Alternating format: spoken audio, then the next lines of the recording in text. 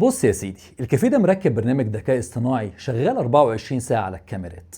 شايف البوكسات الخضراء دي؟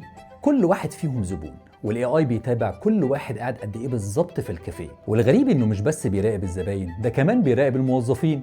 شايف الخطوط المتعرجة دي كلها متابعات لحركاتهم، وبيحسب كمان انتاجيتهم، زي مثلا كم مشروب كل واحد عمله في الساعه. البرنامج ده اسمه نيورو سبوت، وبيستخدم الذكاء الاصطناعي والتعلم الآلي عشان يتابع الناس لايف جوه المحلات. اول احساس هيجيلك كزبون صدمه او خوف، تحسها حاجه مش مريحه ابدا انك تكون متراقب في كل خطوه انت بتعملها.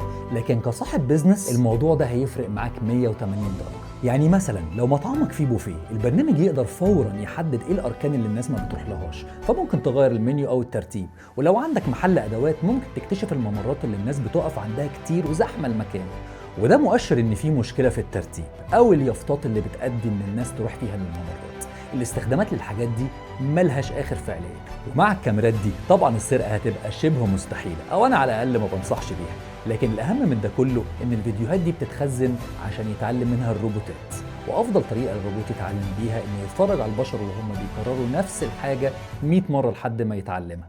وعشان كده مش هستغرب خالص لو لقيت النوع ده من الكاميرات اللي بيشتغل بالاي اي يبدا يبان في كل مكان حوالينا وقريب جدا. سلام.